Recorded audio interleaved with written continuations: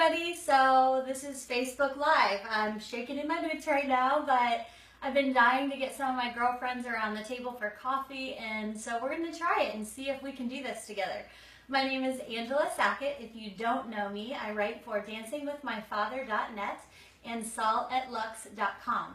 Sal at Lux stands for salt and light in Latin. And at Sal at Lux, I'm writing to encourage you to share the love of God through hospitality by sharing original recipes and DIYs, crafts, home decor, and just other tips. So as we chat today, I would love if you like what you see, share it on your own Facebook page.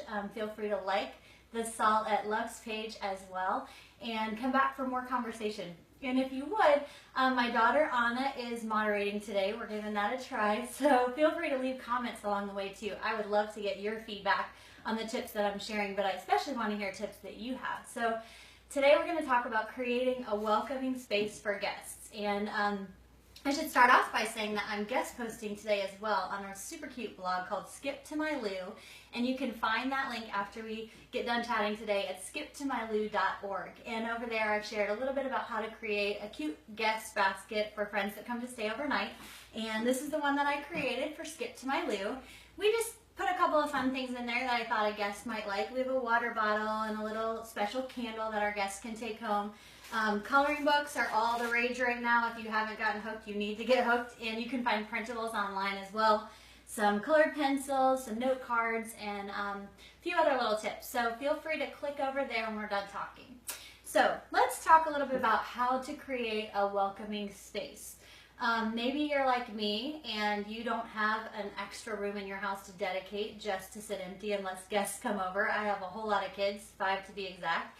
And although one is away at college most of the year and the other one is now living in another state, at least part-time, we still don't have a space that we can just give away all year long to sit. So what I wanted to do is create a space in our home that is dual purpose. Most of the year, the room that I'm in right now serves as my office, and it's a great place where I can come and create videos for Facebook Live, but also do some writing, some blogging, photography. I do product and food photography as well as some portraits. And so this is just kind of a getaway space for me. And when we moved into this house, this space was a walkout attic. It was pretty scary. It didn't have walls, so we did that. We painted the subfloor, the plywood, to save some money. And I'll actually be sharing a tutorial on that at salatluxe.com as well.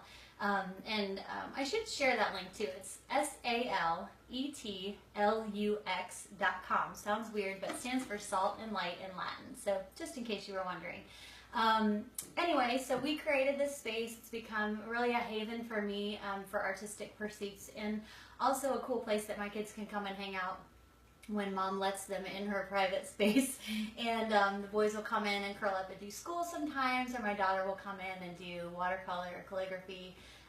So anyway, but when we have friends come to stay, we wanted this to be a place that we could easily convert as well to welcome them. So we put in a futon that converts to a little sofa that converts into a bed. And then we have a couple of things that we just do every time that have become kind of a habit when we have guests coming. So I'm going to take a minute now. If you're there and you're watching live, go ahead and click like on this post if you would, or just say hey, give a little shout out. And if Anna doesn't reply right away, I'll be sure and reply later too. And I should let you know that too. If you're new to Facebook Live, you can actually watch this video. It'll be archived later on my site and here on Facebook, and you can share that anytime that you want if you find it valuable. I would love that. So let's talk a little bit about making a welcoming space out of a sort of part-time guest room. Anybody sharing any ideas so far? I'd love to hear. Couple things that I love when I go to stay somewhere else. This sounds really crazy and quirky, but if you know me in person, you know that I am that person. I want a bottle of water that's right there, ready to grab. I'm weird about drinking water out of the faucet somewhere. So I always like to have a bottle of water on hand for our guests. We have a pretty little glass carafe that we put out sometimes too, but it's nice to have one that guests can grab and go when they go exploring. So that's one thing. A snack is always a cool option. So I know that if you're the if you have the welcome heart that I do, I guess you want to spoil your guests and make yummy meals for them. But it's always nice too if they have a little something, if they, want to tuck into bed early at night, or they wake up hungry. They don't have to wait for you to make something, and also that kind of lowers the stress level, I think, for you. So I always try to put fresh fruit in the room if possible. When I travel, I'm desperately craving salad and veggies and fresh fruit. So that's something that they can just nibble on. They don't have to ask you for. Also, things like lip balm, hand lotion, of course, little extra toiletries. When I was growing up, my mom always had this pretty glass canister that she kept in the guest bathroom. And anytime she would go traveling and have extras that she didn't use of shampoos and lotions, she would always keep them in there. And even things like a Band-Aid or, extra toothbrush are nice to have on hand, just in case your guest forgets and they don't have to ask. Okay, so modern techie world that we are, everybody has their cell phone or their iPad or both, and it's always nice to have a charger nearby. Now, my college son came home for a visit and stole the pretty teal one I had bought to match the room, but it doesn't really matter. Just have some kind of a charger that's there for your guests, and that makes them feel welcome. And speaking of cell phones and tablets, it's also a really cool option to have the Wi-Fi password available. Mine is super long and I'm not techie and I don't remember it, so we just created a free printable that you can download, and that's also on the post at skiptomylou.org that you can click over to after this broadcast. And you can go over and download a cute little printable that just has a welcome on it. Actually, my daughter hand lettered it, and look at to see if I have one here. Did some calligraphy. You can fill in your Wi-Fi password. You can fill in what time breakfast will be served. So you can print that out each time someone comes over, or you can put it in a frame and have it by the table. So that's an idea. Okay, so here is my little, I guess tip of the day, and you've probably all thought of this already, but just in case you haven't, when we have guests over, I want to have pretty sheets. I want to have pretty towels that didn't get used by everybody else in the house and get frayed edges and all that stuff, and actually match. And if you're like me and you have kids, if you have teenagers, or even if it's just you, put those towels in general circulation and they die. So I have a linen bag. It's just a big giant plastic bag from IKEA that zips up, and I keep a set of sheets in there and a set of towels. They do not match, but they coordinate with our family's towels. And that way, our guests know which towels are theirs. They have their own special set.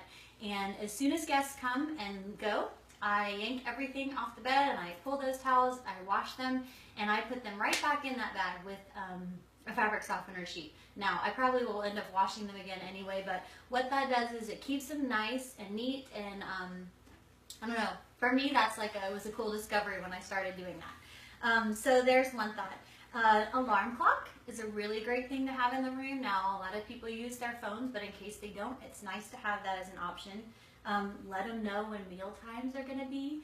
And kind of on that note, so I tend to be the over-exuberant hostess that likes to do it all. I want to make homemade breakfast, I want to have hot bacon ready and hot coffee, but sometimes that can be pretty stressful on me, and without my even meaning to, it can actually put some pressure on my guests that they need to be at the table at a certain time.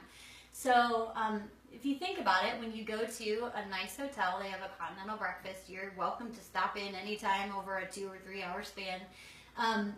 Try to think of a way that you can recreate that in your house without putting pressure on yourself. So one thing that I like to do is have home-baked muffin, or might be store-bought if I'm in a hurry, and there's nothing wrong with that. But I just try to put a little basket out on the counter, have some fruit, bananas, apples, oranges, you don't have to prepare it at all.